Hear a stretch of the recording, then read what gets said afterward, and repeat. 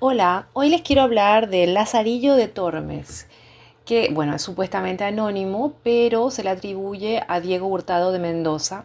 Fue publicada por primera vez en Burgos en el año 1554 bajo el título Vida de Lazarillo de Tormes y de sus fortunas y adversidades. Este libro no es muy extenso, es un pequeñito libro, pues consta de 7 capítulos o tratados.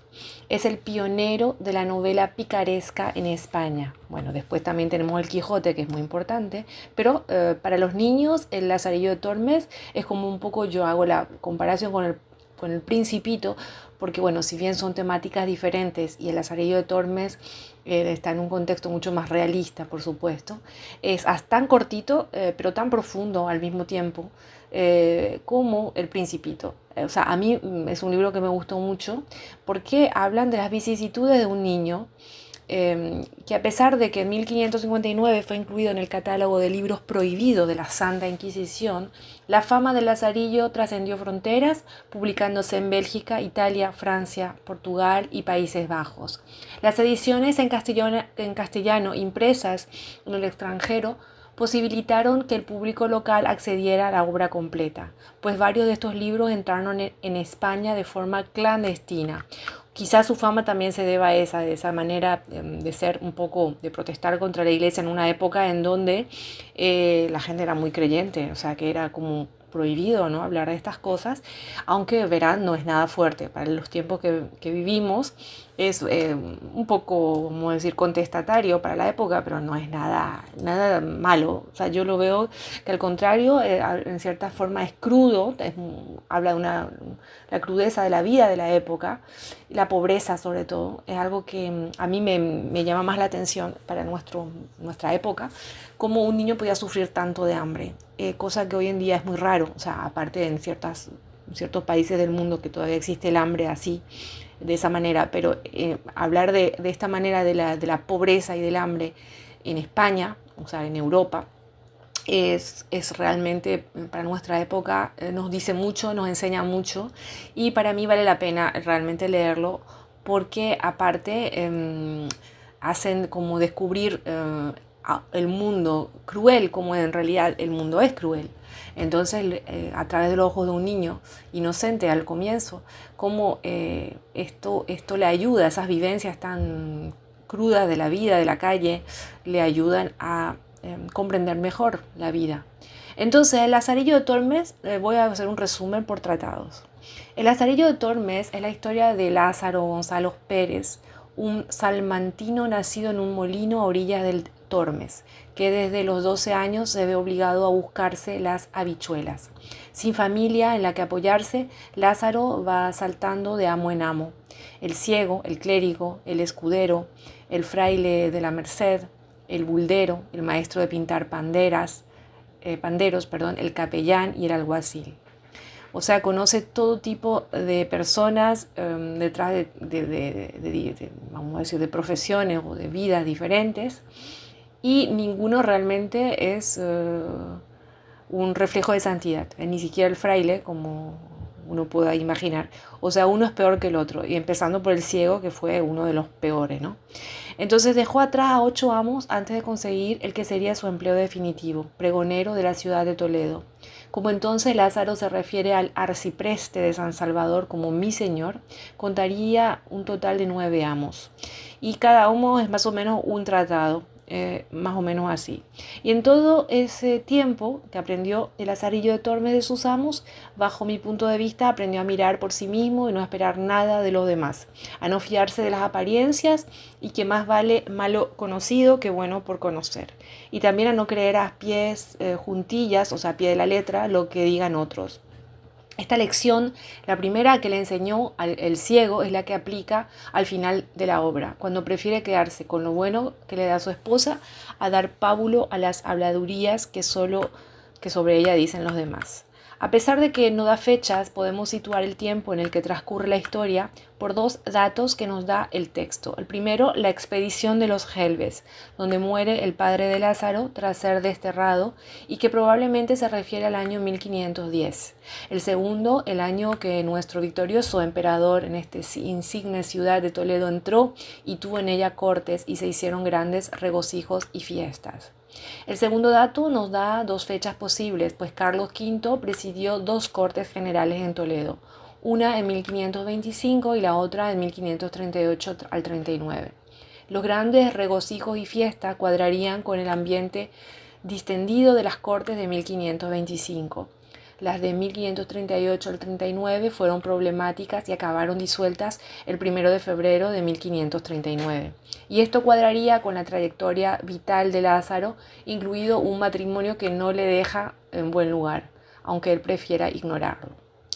Bien, empecemos con el tratado primero, cuando cuenta Lázaro su vida y cuyo hijo fue. Entonces, el relato empieza poniéndonos en antecedentes sobre la vida de Lázaro de Tormes, que era hijo del molinero de Tejares, Tomé González y de Antona Pérez, y que nació en la misma aceña, una noche que la madre ayudaba al padre en las faenas propias de la molienda. Como la aceña la movía el agua del río Tormes, él se ufanaba en haber nacido dentro del mismo río, por eso el sobrenombre de Lázaro de Tormes. Tuvo padre hasta los 8 años, cuando a Tomé le acusaron de robar grano de los sacos que llevaban a moler. Como no negó la acusación, lo desterraron.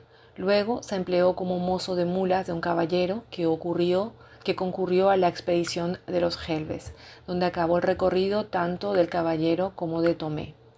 Antona quedó viuda, sin recursos y con un hijo que alimentar, así que decidió ir a Salamanca en busca de mejor fortuna. Allí se ganaba la vida cocinando para algunos estudiantes y lavando la ropa de los mozos de cuadra del comedor de Magdalena. En las caballerías conoció a Zaide, un mozo negro con el que acabó intimando. A Lázaro, al principio, Zaide le infundía temor. Lo aceptó a medida que se dio cuenta de que con él iba a casa, mejoraba la comida y había leña para la chimenea. Al final, el mozo acabó quedándose y a los meses la familia aumentó. El hermanito daba pie a anécdotas como la que sigue, o sea, el hermanito también era de color, por supuesto. Entonces, estando mi padrastro jugando con el mozuelo, como el niño nos veía, a mi madre y a mí blancos, y a él no, huía de él con miedo para mi madre y señalando con el dedo decía, «Madre, Coco», respondió él riendo, «y de puta». Yo, aunque era niño, noté aquella palabra de mi hermanito y dije para mí, ¿cuántos debe de haber en el mundo que huyen de otros porque no se ven a sí mismos? O sea que también, por eso es que en el comienzo yo hacía un poco hincapié en algunas similitudes con el Principito, si bien son estilos literarios totalmente diferentes, épocas diferentes, hay siempre unas enseñanzas filosóficas a través de estas frases que son muy profundas en realidad. Entonces no sabemos qué pasó con Zaide, salvo que su destino fue similar al de Tomé. Se destaparon varios hurtos o robos que había hecho en la casa y cuadras del comendador, y como consecuencia fue azotado y pringado. A Antona se le prohibió darle cobijo y volver por los dominios del comendador, así que se fue a servir al mesón de la Solana. Y aquí conocemos a su primer amo, un ciego. Entonces, claro, el ciego que llegó al mesón cuando Lázaro contaba con 12 años, el ciego era perro viejo, estaba hecho a las calles y dominaba las tretas necesarias para sobrevivir en ellas, tenía especial mano con las mujeres, pues había oraciones para todo tipo de males, para las preñadas, para las que no se preñaban, para el mal de amores, predecía el sexo de los futuros bebés y también daba remedios para la salud quebradiza o el dolor de muelas o cualquier mal que pudiera solucionarse con hierbas. En fin, charlatán o no, la gente le hacía tener confianza a través de sus predicciones y demás. Entonces con el ciego abandonó Lázaro Salamanca porque la madre lo dejó al cuidado del ciego para que supuestamente Lázaro lo ayude y también para la madre que ya era un peso por la comida y el trabajo que le acarreaba tener 2 hijos sola como madre soltera ya. A quien no, entonces, a partir de ese momento, Lázaro ya no volvería a ver nunca más a su madre. O sea, este hecho también es muy triste, ¿no? Que de ser un hijo un poco abandonado de alguna manera por la propia madre y de no volver a ver nunca más a su madre. Entonces espabiló mucho y aprendió lecciones que le serían útiles el resto de su vida. La primera, nada más salir de la ciudad, sabía rumbo a Toledo. Salimos de Salamanca, dice, y llegando al puente hay a la entrada un animal de piedra con forma de toro, y el ciego mandó que me acercase a él y me dijo: Lázaro, pega el oído al toro y oirás un gran ruido dentro. Yo, inocente, le creí y arrimé el oído, y en cuanto sintió que estaba junto a la piedra, de un manotazo estrelló mi cabeza contra el toro. Más de 3 días me duró el dolor de la cornada.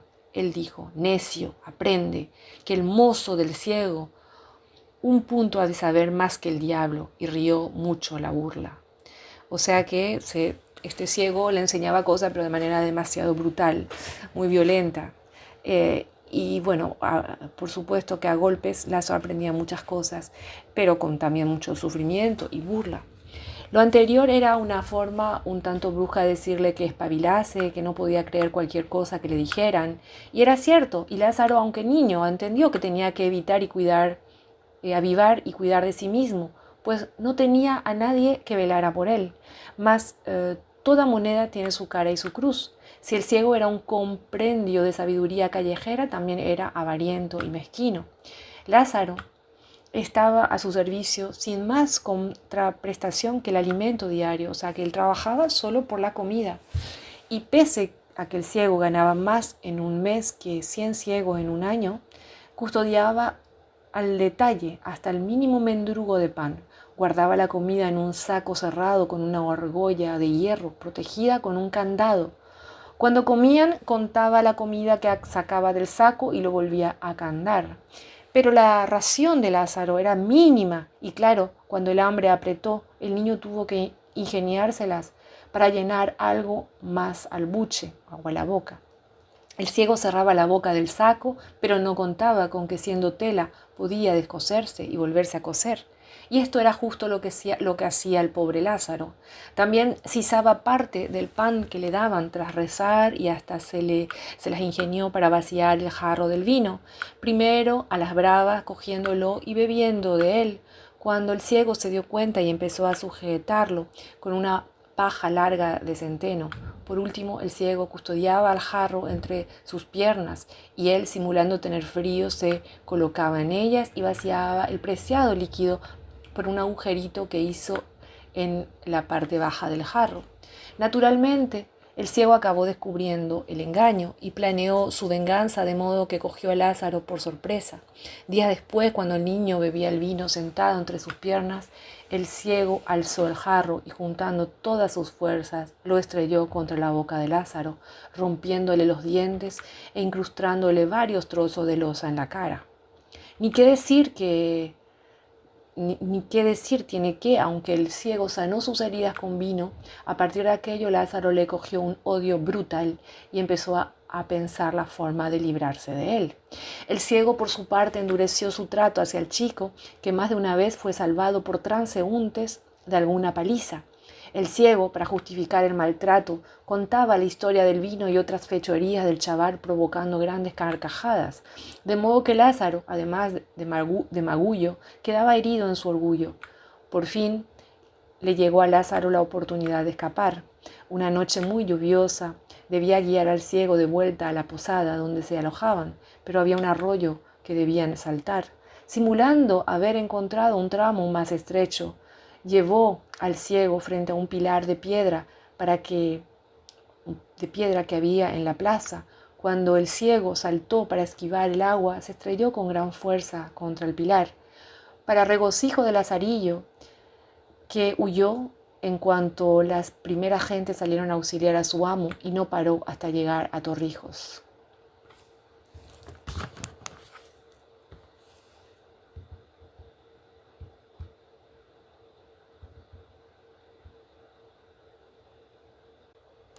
Tratado segundo. Como Lázaro se asentó con un clérigo y de las cosas que con él pasó, pensando que Torrijos no era un sitio seguro, pasó Lázaro a Maqueda, donde conoció a un clérigo con el que estuvo 6 meses y que era aún más avaro que el ciego. Todo el alimento de Lázaro consistía en una cebolla que debía durarle 4 días, y el resto de la comida se guardaba en una arca cerrada con una llave que el clérigo llevaba siempre encima. La excepción se daba los sábados, cuando el clérigo comía una cabeza de carnero que costaba 3 maravedis y le daba los huesos para roer, así como un perro. ¿Sí? A las 3 semanas de servir al clérigo, Lázaro estaba ya en los huesos, o sea, muy flaco. Con este no valían artimañas, pues llevaba un control férreo de todas las ofrendas que le daban y además conservaba los 5 sentidos, así que no podía engañarle como el ciego. Podríamos decir que las primeras semanas Lázaro sobrevivió gracias a los difuntos, ya que en los velatorios había barra libre de comida y bebida y ahí aprovechaba para desquitarse. No solo él se ponía las botas, también lo hacía el clérigo, que presumía de comedimiento y mesura en el comer y el beber. Pero los difuntos daban para lo que daban y esto era más bien poco. No en balde, solo 20 murieron en el semestre que Lázaro pasó en Maqueda. Pensó en buscar a otro amo, pero tenía reticencias. Si el ciego era malo y dio con otro peor, que era fraile, ¿sí? Entonces pensó, ¿qué sería de él si el nuevo amo resultaba aún peor que el clérigo?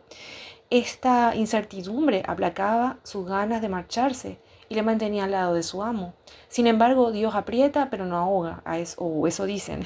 Un buen día, que andaba Lázaro solo en la casa, llamó a la puerta un calderero ofreciendo sus servicios, y a Lazarillo le vino la inspiración. Contó al calderero que había perdido la llave del arca y temía la reacción de su amo, y rogó al hombre que probase si podía abrirlo con alguna de las llaves que llevaba, y lo abrió. Como no tenía dinero, el calderero se llevó un bódigo en pago por la llave, y a partir de entonces Lázaro tuvo acceso libre a la comida. Pero las alegrías duraron poco en la casa del pobre. A pesar de la mesura con que Lázaro extraía comida del arca, pasaron solo 3 días hasta que el clérigo se dio cuenta de que algo pasaba. Quiso comprobar si era un error suyo y contó los panes que quedaban, 9 enteros y un pedazo. Cerró y se fue. Entretanto, Lázaro ideó una estratagema, un plan, para poder seguir comiendo. Como el arca era vieja y tenía algunos agujeros, se entretuvo desmigajando los panes con la esperanza de que el clérigo pensara que los ratones eran los culpables de la falta. Y eso fue justo lo que pensó su amo cuando regresó a la hora de comer. Mas, para contrariedad de Lázaro, puso remedio al instante. Se hizo con todos los clavos y tablillas que había por la casa y tapó a uno de los huecos del arca, de modo que ni una mosca podría colarse. Durante unos días Lázaro volvió a la abstinencia forzosa hasta que dio una solución: raer alguna de las tablas con un cuchillo simulando un nuevo ataque de los ratones. A la mañana siguiente el clérigo vio el agujero y determinó poner una ratonera en el interior del arcón. Pero Lázaro se comía el queso y cuando su amo comprobaba la trampa, la hallaba sin cebo y sin ratón. Dado a los demonios, el hombre consultó el problema con sus vecinos y determinaron que la culpable debía de ser una culebra que antaño habitaba la casa del clérigo. Esto les quitó el sueño a los dos: el clérigo porque se pasaba la noche buscando la culebra, y a Lázaro porque el desvelo del amo le impedía saquear el arca. La cosa terminó una noche que Lázaro, al ir a dormir, se escondió la llave en la boca. Debió abrirla durante el sueño y al expirar el hueco de la llave provocaba un pequeño silbido. Esto lo oyó el clérigo, que se acercó a la cama con un garrote que descargó sin piedad contra la cabeza de Lazarillo, pensando que así mataría a la culebra. Y bien, mirando así fue, pues encontró la llave con que Lázaro abría el arca. El ratón y la culebra que daban guerra y me comían. Mi hacienda he hallado, dijo el clérigo. Lázaro pasó inconsciente los siguientes 3 días y aún tardó 2 semanas en ponerse en pie, tiempo en que estuvo cuidando cuidado y alimentado por los vecinos. Cuando estuvo sanado, el clérigo lo despidió.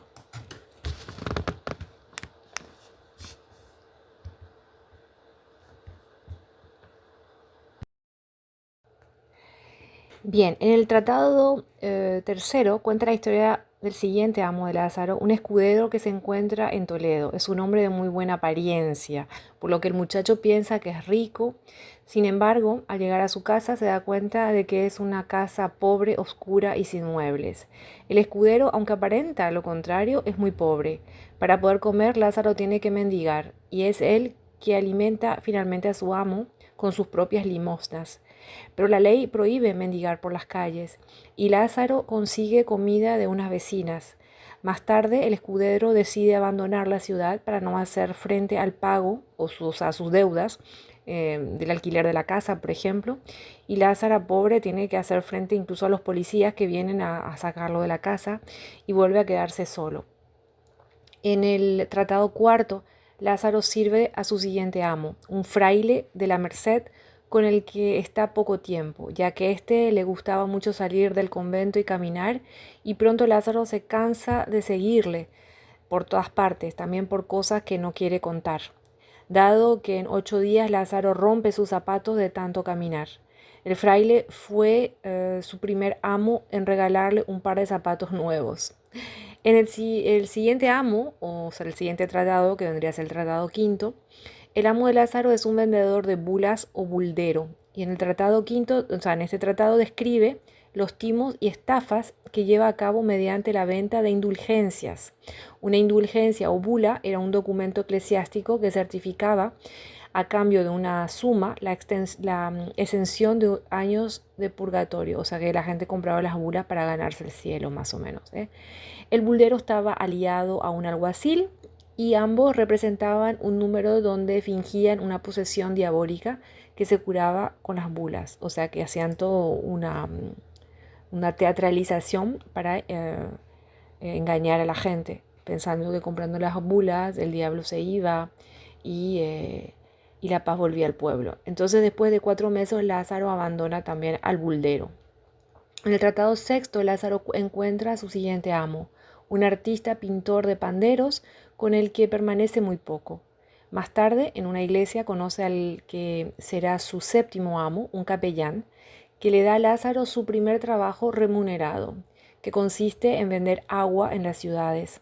Tras 4 años en ese oficio, Lázaro puede comprarse por fin ropa y una espada y abandona el oficio y el capellán. En séptimo y último tratado, el siguiente amo de Lázaro es un alguacil, que permanece muy poco con él porque considera que su oficio es muy peligroso. Finalmente consigue el cargo de pregonero de Toledo gracias al arcipreste de la iglesia de San Salvador, el cual también le ofrece una casa y la posibilidad de casarse con una de sus criadas. Lázaro se casa con ella, pero hay rumores insistentes de que la criada es amante del arcipreste y que el matrimonio es una farsa para ocultar esa relación. El motivo de contar la historia de su vida es que Lázaro escribe una carta donde se defiende de los rumores y de las burlas que recibe públicamente por la supuesta y más que probable condición de adúltera de su mujer. Lázaro, después de las penalidades que ha pasado en la vida para llegar a donde está, una situación acomodada y estable, decide ignorar los rumores y vivir feliz. Es así, es muy cruda, es hasta cruda el final de esta pequeña novela, pero muestra al mismo tiempo la realidad de la vida, las dificultades de la vida, y después de tanto sufrimiento, pues Lázaro decide ser feliz a pesar de ciertas situaciones. Bueno, es todo, espero que les haya gustado. No duden en suscribirse a mi canal, que seguiré contando otras historias, otros libros que yo misma he leído y que me han gustado mucho. Así que no duden en suscribirse. Hasta pronto.